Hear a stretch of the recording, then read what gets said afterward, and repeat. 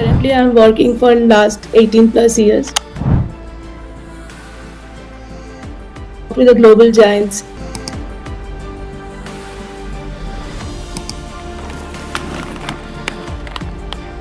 My domain of expertise being AI, ML, and automation. Yeah, so glad to know that you have something innovative started in the smart city industry, which government is also focusing heavily.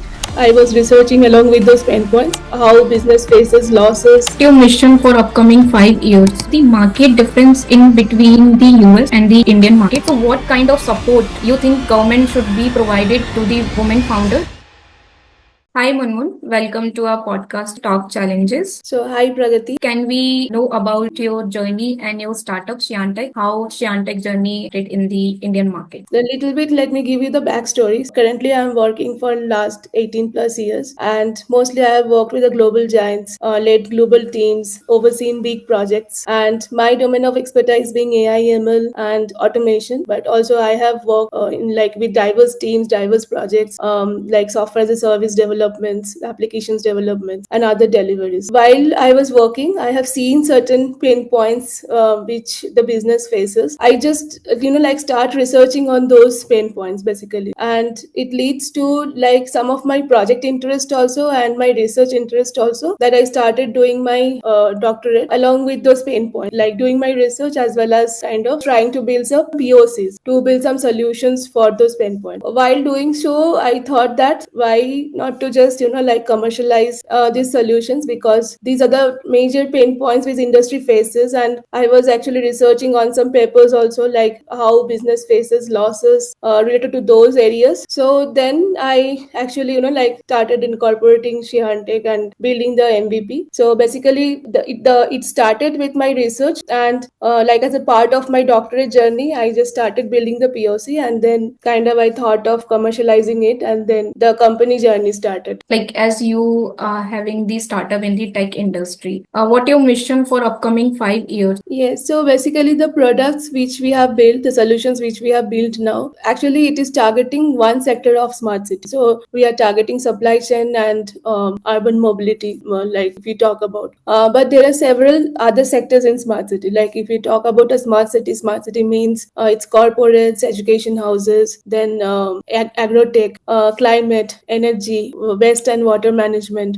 and also power management. So lots of things are coming into. Players are there where innovations can be done actually for a smart city. I would say that we have started with supply chain, but going forward, probably we will look into the other sectors as well. So my long-term vision is to like build innovation which will be aligning to government's schemes or like plan related to smart cities, so that like we can build some sustainable B2G or B2B kind of a setup. So we are aligned to those kind of plans right now. Let's come to our next question. So, what is the market difference between the US and the Indian market? The one factor I would say is US is quite risk averse. Like if you talk about the awareness and like technology adoption, they are really fast than like what we see in India. Because in India, I think tech adaptation and awareness is still like not to that level as US is growing in terms of like innovations. And even I would take the name of China. So they are really leading the innovation, and also like funding. Funding is a major thing in US. Even for a like if your idea is solid, it is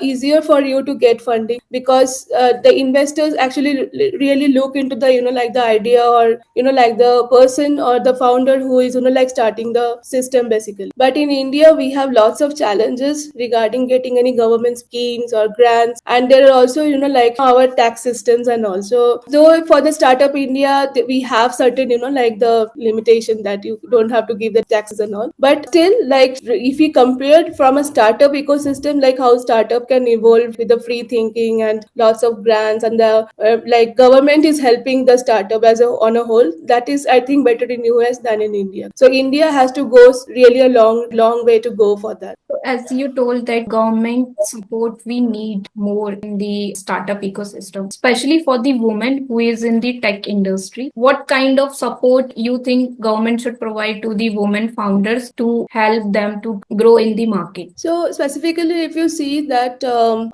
first of all, I would say that people who are bootstrapping their company, so they will be facing lots of issues in funds because they have to give the salary payout. At the end of the time, they have to see the operation. They need money for the sales and promotions also. So there, from that perspective, if I could talk about, so there, though government, there are so many schemes on pen and paper that promoting the women entrepreneurs, even like the budding entrepreneurs, the startup grants are there, schemes are there, but how much that is working and what percentage it works, that is still questionable. So if you see now also, like 90% of the startup fail, and the failing reason mostly is due to the lack the fund from. So there you can understand that, okay, so 10% probably are getting facilitated by the government or the private investors or venture capital, but the remaining 90% are failing because they are not getting any help on, if you say about the funding or mentorship. So basically, when a person starts his own initiative, the situation he or she faces is, at some point of time, like lots of self doubts come, like, are we doing right, are we in the right path, now what am I doing wrong, that it is not like going as I have thought of. So I think there certain mentorship is needed,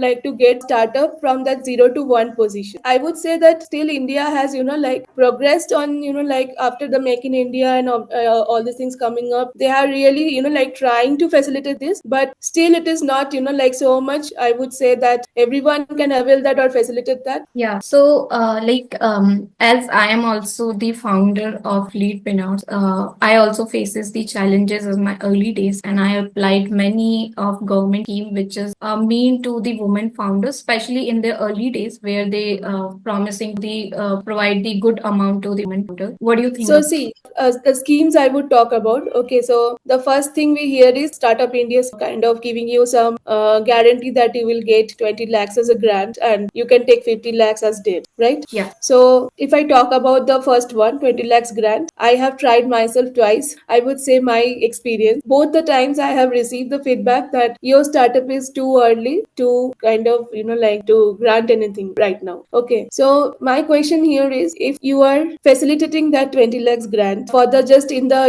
like the pre-seed round, like just on the ideation round, like you are helping the startup to basically develop the prototype, right? In that phase. So then why that feedback itself came that your startup is too early to facilitate any kind of grant? And it happened with me, like for last 1 year I am bootstrapping, like it's almost going to be 1 year. Like February 16th I have started like building my product, and now I think February 16, 2025 is coming. So last year I have started. So for in the last year twice I have applied for this Startup India, and both the times it rejected it. Then I applied for Stand Up India, the women entrepreneur loan. That also is not feasible. Like from two banks it got rejected, though it is telling that it is kind of government is giving the credit guarantee. It is told for the Stand Up India loan, but if you go to see, the bank doesn't want to take that risk. Like one bank told me that you need to put some collateral. So if it is a government guaranteed loan, like government is giving the credit guarantee, then why they would ask for a collateral in the first place? That is one. Second time I have received the feedback from the bank that you don't have a, like a factory, and you don't have, like the capital machineries and all these things, assets in not there, so that we cannot, like grant this loan at this moment. So it's a software company, it's a software as a service company, so where I will show a factory and what machineries I will show here? So that point itself was not clear to me. Like the rejection point was not clear to me. I'm not telling that it didn't work for anyone. I would say that it definitely didn't work for me. So both the schemes, actually I couldn't avail any scheme till now, and I am still bootstrapping. I'm just waiting for the right opportunity. I am not looking for investment as such, because if you are going for investment again, then there are certain like pressure coming from the investors as well, that you have to, like scale up, and like you have to get that ROI for them. So I really don't want to dilute also my company, and don't want to pressurize in that situation, that kind of I have to, like I have to actually change my plan to get that ROI. But at the same time, it is difficult for like a budding entrepreneur like me, that to really, like for the salary payouts and everything, to run the operations, like bootstrap the company for so long. So I am really looking forward and hopeful for some business which if we can get. That is the first like objective for us. Another thing which you asked, that apart from the loan, if anything government can help, if you think about that also, like I would say that, have you faced like you are also an entrepreneur, right? So have you seen any like invitation coming from any institute to like just to showcase your startup idea free of cost to any startup fest? Like everywhere you need to go, you need to pay a registration fee, and that is a kind of a havoc registration fee you have to pay, right? So I think at least government can facilitate these things, right? Like at least those startup fest they can conduct, where people can go, entrepreneurs can go and showcase their startup, who doesn't have that much money to like pay the registration fee and kind of like book the space and like spend for the banners and all. So let's come to the next question, which I want to ask you as a bootstrap founder. So, what is the five most important lesson you want to provide the bootstrap founder?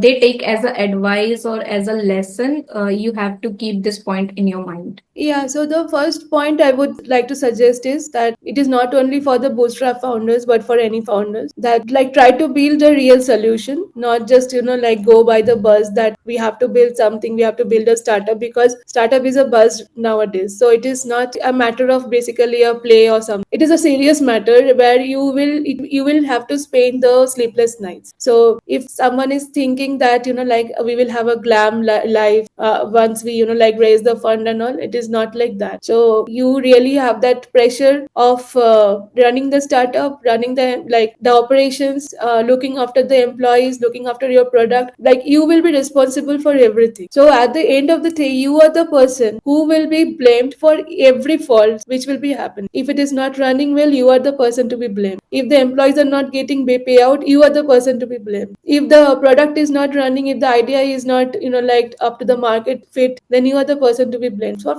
for every decision, the founder or the CEO is the person who is taking the blame, and who has to like deal with all those tensions and every pressure. So it is not really not the matter of like something she's kind of taken lightly. So I would say that if you really are finding a solution to the people's problem or to the business problem, then only try to build it. Otherwise, if it is not market fit, then I would say that go for something, try to look for a use case which is market fit. So getting your startup, getting your product or solution which you are building, you should first research on the market. So that is the first thing you should do, right? So that is the first point. Second point is that keep your team very lean, okay, in the initial stage, because because you have to run your company, right? So you are starting maybe taking loan from your friends and family, or from your personal saving, or from your personal income. So you will be running the company in that. So you have to really keep manage your finances like like according. So that is a like that is a major factor in the startup. I would say that they complete the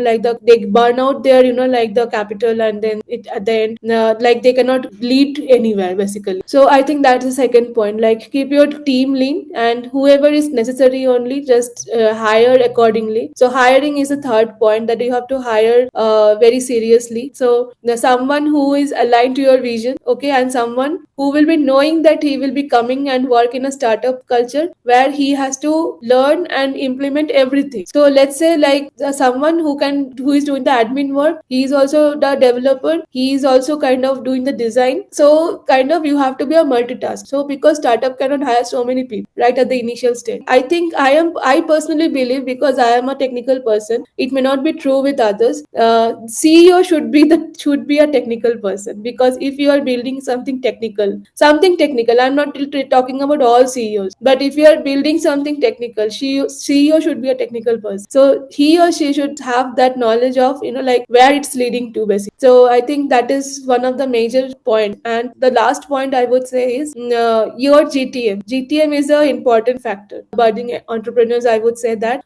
just focus on your GTM, that how you were designing or planning your go to market strategy, who are your target customers, how you're segregating that. Basically, when we are calculating the TAM, total addressable market, and Samsung, those things we calculate, it should be a bottoms up approach. Like how many customers you are targeting, like totally you can target, and what is your price, subscription price, or what is the cost you are getting, like the revenue you will be generating each customer. Depending on that, do that math. So that math will give you the all these calculations. So that strategy, planning the strategy is very important, I guess. Yeah, I think I also believe that these founders should be, good in numbers. They should Right. have at least not every founder having the good knowledge of finance, but they should good in numbers to tracking the progress of their startup to take the further in the market. So, There should be Jugaru. Jugaru means, the resourceful person. yeah, Like if something is not working, he or she can make it work somehow, yeah. somewhere, like a street smart person, basically. Yeah, because yeah, I also feel in my early days that hiring is a major point. In our early days, we don't have the funds, we don't have the any grants, we don't have any financial background where we have to deal all the financial things by your own. So hiring is the major process. If you don't have Correct. people Hmm. in your team, so it will be difficult for you to grow in the Correct. market because somewhere your team is the person who can lead you in the market. So I Yes. also believe that hiring is very important for the startup, especially in the early days. Yes. My team is also small, but I believe that less is good if you hire the right person. As you said, the Right. multitasker. The people should be Right. multitasker and they should be serious about your vision, the company vision. So I think, Exactly. yeah, so we should hire the right people. If you want to hire the person, so just go with the multitasker and the right intern for you. There is a meme around this. So CEO of the startup is telling that like someone is comes to the office and asks that can I meet the CEO, and then he says that yeah, tell me, I am the like the cleaner, I am the floor cleaner, I am the person who is cleaning the window and doing the puja and then opening the gate, and I am the security person and I am the CEO as well, I am coding as well. So let's come to the hiring part. Like, so what things founders should be aware to keep their team passionate and being in the smart work. So, what is your advice to keep your team being in a motivated and hardworking, aligned with the vision and the mission of the company? So for me, taking interns and training them, handholding them, and then get them into the work is not too much difficult. But yeah, for a non-technical founder, they will be needing someone whom they can rely to. Basically, they can be confident onto someone that who can develop their solutions and like trustworthy someone, right? And who is aligning to his vision also. Yeah. But for me, I know that because I was also associated with many colleges, like I'm still associated with many colleges. So kind of inviting the interns from those colleges, getting the interns and kind of getting them kind of handhold to the system and to the different technology and setting the full layout was not very challenging for me. At the same time, when you ask people, like actually when you're fostering a learning environment in your office or in your anywhere, like I'm still leading, like the big team. So when you foster the learning environment, that is a motivation factor for everyone. Like when they're going to learn something new, kind of you are respecting their feedback, their suggestion. You are welcoming their, like if they are, like bringing up some innovation, some breakthroughs. So those things always motivate, right? I didn't face much challenge, like hiring people because I'm already in this industry and I have that, like experience that dealing with people, leading a project. So not much challenges I faced there, but yeah, I have heard from non-technical people actually wasted some time in, like hiring the right talent and getting them to work. So yeah, I think that's a factor actually here. And one more thing I will tell, since you talked about that all the interns who also, like ask for the stipend and all. So basically, like you have to see that you can actually, like in entrepreneurs can go to some tier 3, tier 2 colleges. They really have the good talents. If you're only focusing on, like the tier A colleges, tier 1 colleges basically, then I think there will be difference, right? So if even the good talents you will find in, like the other colleges also, like tier 2, tier 3 cities and the tier 2 to tier 3 colleges you can go. But their expectation is like they should be job ready, like they want to learn some more than the stipend, they want to learn some. So they want to be associated with a company, with a corporate environment. So from that perspective, I think it is a decision to be taken from the founder. Yeah, founders should be smart enough to choose the right intern and hire the intern from the as you said, tier two and tier three city. not focus on the we will hire from the IITs and the NITs and some good university. Yeah, so I think that is the good tip. And as a founder, what do you think about how networking is important for the founders in their early days? Network is, It's very important. yeah. It's one of the factor actually. It's very, very important because there are right kind of people in your network. They can actually, like lead you or connect you to it can be a turning point basically. Connect to your some prospective clients, some businesses, some investors who actually will be trust you from the references given. Right. So reference and networking is very, very, very important. So people who will be knowing you already, they know that okay, Pragati I know as Pragati herself. Right. Yeah. I don't want any other, like credentials or anything. Because if you know someone who is related to any investor or some prospective client of yours, then he can suggest you to that person because he knows you, he trusts. And based on his trust, the other person will also trust. So here the trust factor, reference factors always work. Right. And you are also, like well connected to the lots of prospective clients and the prospective investors. Yeah, I think I also feel that the networking is the most important part because like I am the shy person in my early days and I really afraid to talk with the I'm not afraid with the talk. I didn't find Same. the conversation to lead the conversation without any topic. And when I go to the one conference over a Singapore and I really struggled to talk to every founder there. And that time I realized that I have to, come out from my shy zone and I have to start communicating with the founders and the industry leaders. So let's come to our few last questions. So Munmun, if you want to advise to the future founder in your industry, like what should the key area they should be focused before, building the startup in smart city? Yeah, so there are lots of initiatives going on the energy sector, power sector, then clean water, clean air. I think lots of innovations going in the agrotech. So even supply chain, I am just like missing my sector so that nobody comes there. So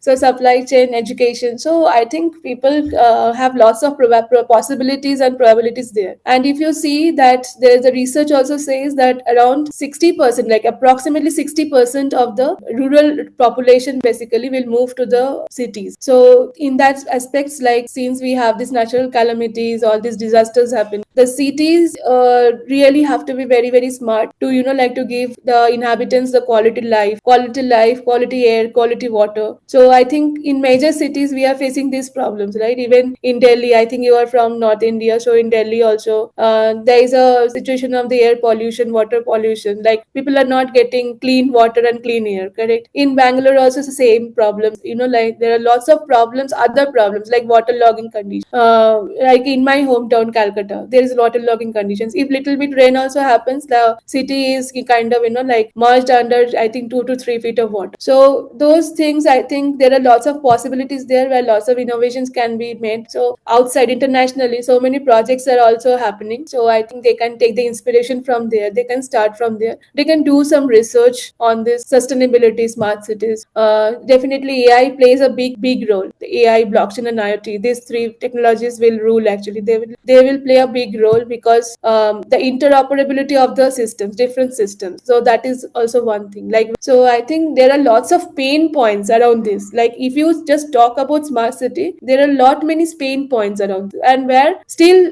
like there are not enough competitors or not enough solutions to have come up to bridge that gap. So there are lots of gap there still in this market, and I would say that globally, internationally, it is a not my research. It is kind of the reports which I have seen in the by the big fours and the World Bank and all. There will be tremendous, like in trillions, there would be investment on the smart city innovations, and it is kind of going to be more like year by year the CAGR will increase. So when I hear from the people when they talk about the startup environment, the working environment in those startup like in those big startups, and we can also see the result of the Byju's just being such a big company in the edtech, and suddenly they just fall out from the all the big things, and everyone who is working in the Byju's, I have the conversation with the people who's working in the Byju's.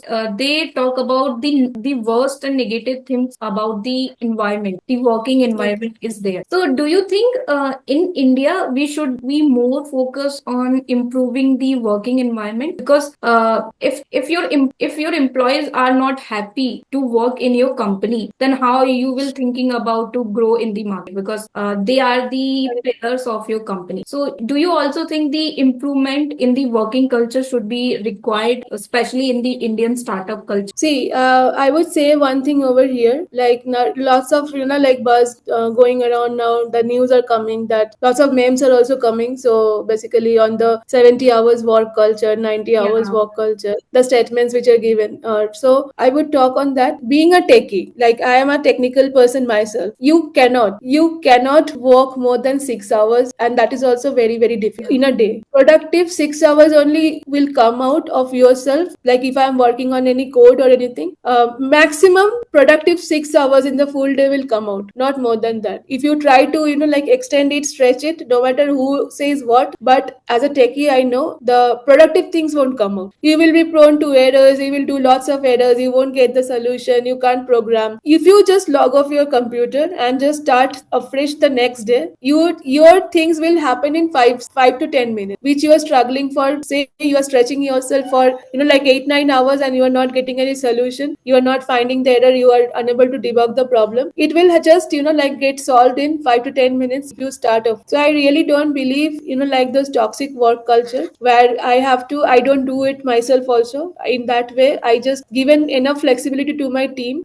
We work on a agile philosophies, like on a sprint based system. So we have our deliverables for each sprint, and I say them that you work 2 hours or 10 hours. That is not like that is not something which I am going to see. What we will review is that at the end of the sprint, what we have achieved, like what we have planned at the starting of the sprint and what we have achieved at the end of the sprint. And let's come to our last question. So, Munmun, as a leader, what is the most inspiring quote you heard about in your life, which you think, yeah, whenever I listen this quote, it give me the energy and it's give me the motivation to work on my mission and the vision. Yeah, so I think I talked to you on this. Yeah. So I read, like I used to read Swami Vivekananda. Now I don't get time much to read. Though I try to read, like I like to read. So that time I just come from his one line, one phrase basically that actually tremendously motivated, and that is from my childhood. So I kept like I remember that phrase. Like anytime I just self doubt myself, and then I get that motivation, that instant motivation. So it says that never say no, never say you cannot, because time and space are nothing in compared to your nature. You can do anything and everything. You are almighty, and you are infinite. So this is the phrase which is kind of like always motivates me. So if anytime I am down, anytime I feel like I cannot do it, or it's like I'm done with this, then kind of I just read that simple like one phrase, and it gives me that instant energy. Even that is tattooed in my hand also. I am infinite, like on my arms Yeah, I basically. see the So last time. So, what is the one word you want to give to your company that people will remember? I would see that one word will be innovation. So innovate with us. Basically, that is the one word I would like to say, because my tagline, company tagline, is pioneering sustainable innovation. So we are, like really doing some R&D on different sectors of smart city. As I talked to you about the problems, like there are various problems exist, and right now we are working with major one sector. So probably if it is successful, probably we will do some more, like innovations on some other sectors as well. Like we will try to focus and we will do some innovations on other sectors as well. So yeah, so sustainability and innovation are one such like definitely the two things basically which we are looking into. And also along with this, I would say that we are also like addressing to some UN goals, basically the SDG, sustainable development goals, of like carbon emissions, like zero carbon emission, then decent work environment, equal like opportunities. So those things actually we are already addressing in our solution. So yeah, that is I think one thing I would say about Shiarte. So we will keep this line in my mind, and the people also who gonna watch this podcast, they will also keep this one word in their mind whenever they hear about the Shantech. So thank you, Munmun, for taking your time to being in this podcast and sharing your story and sharing about your startup and the challenges which you faced, and which the future founder can learn from this. And I hope I will also meet you in future somewhere, and we also gonna have a great conversation in the future.